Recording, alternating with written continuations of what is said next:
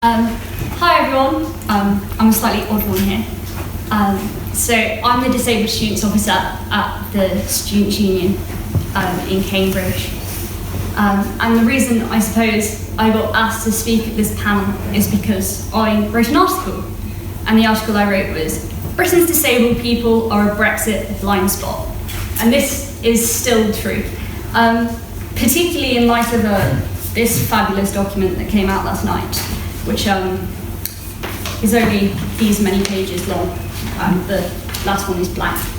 I've seen longer risk assessments for school trips. There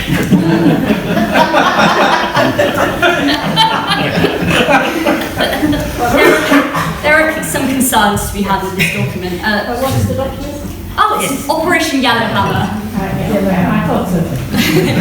So, incredibly similar to the plan leaked to the Sunday Times in August. Obviously, the plan that is completely invalid now and wasn't under this government, even though we have the date now that says it was. And which was originally described as the base case, but you see now it's been changed to the reasonable worst case. So, some nice edits have happened as well. I'd be very surprised if this is the summary of what the government has planned in relation to no-deal Brexit. I mean, they're incompetent, but I don't think they're quite this incompetent. From what I can see, this is a summary document, but even the summary document highlights some appalling issues that one would think would make any right-minded person go, hang on, why are we doing this again? A no-deal Brexit would not be good for anybody in this country unless you're a hedge fund manager who has bet that against the pound and is just waiting for it to fall.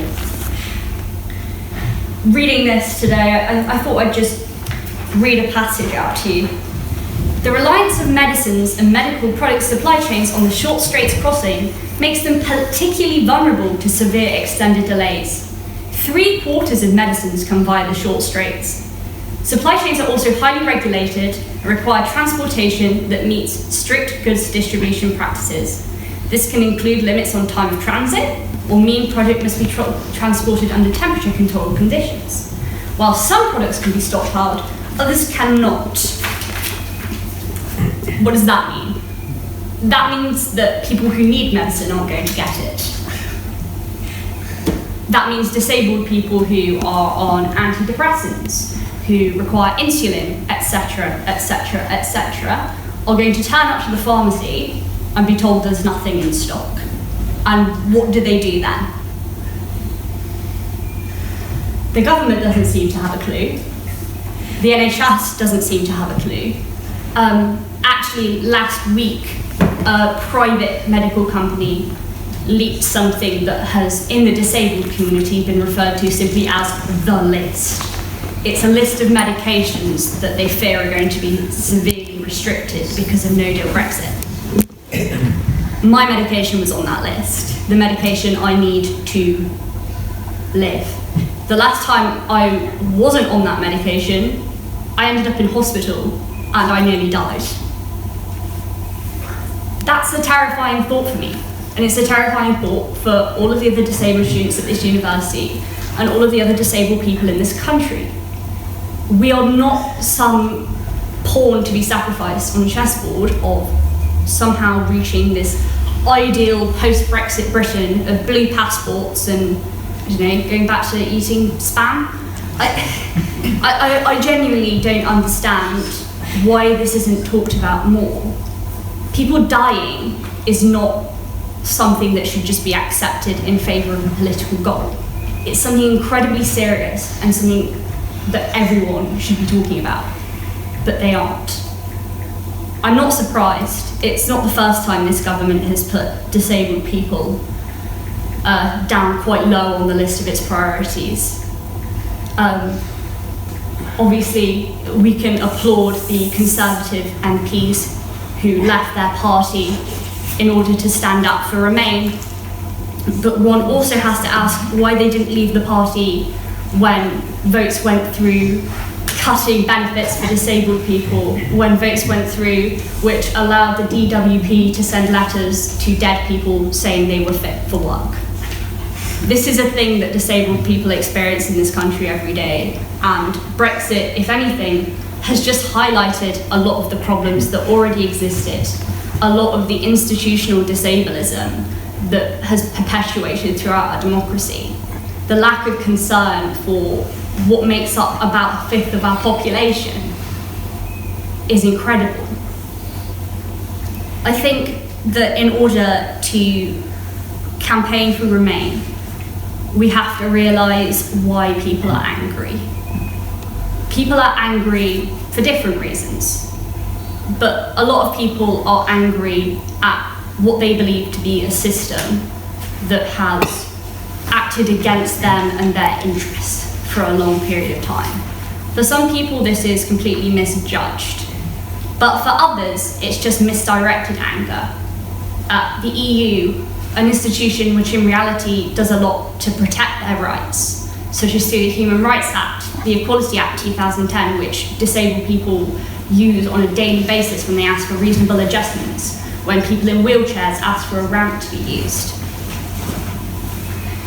But some of that anger is misdirected at the EU when it should be directed at a government who has perpetuated austerity, perpetuated discrimination against disabled people and many other groups.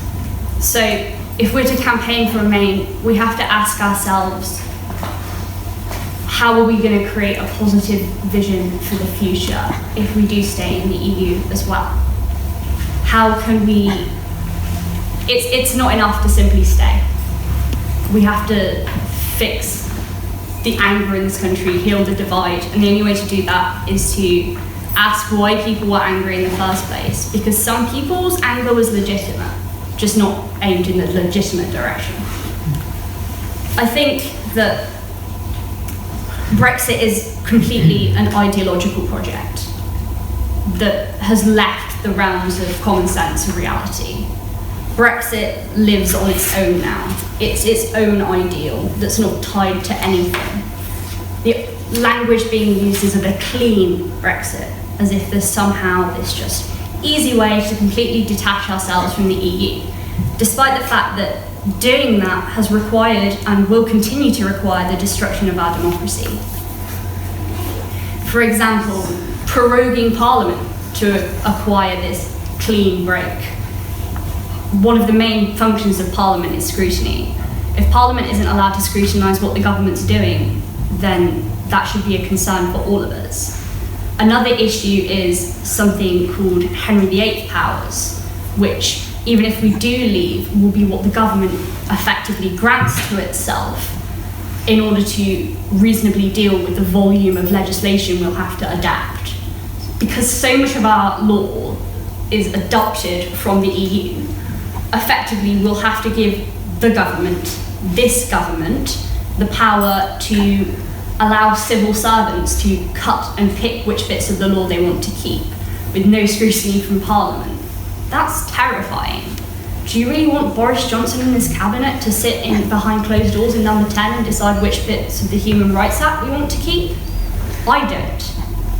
And that isn't the only law. We're talking about everything from pay gaps to taxes to gender discrimination to race equality charters. Everything will completely be dependent on what one singular party elected by, well, currently a prime minister elected by a tiny portion of one party, making executive decisions on what the legislature should be reviewing and scrutinising. Brexit comes with a lot of baggage that people are unwilling to discuss. Once we leave, that isn't the end of the story. But once we remain, that isn't the end of the story either.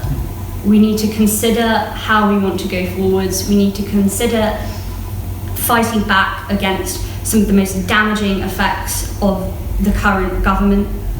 And we need to promote and push within the EU reforms to make sure that people like me, disabled people, and people like others are protected throughout the European Union, in every member state.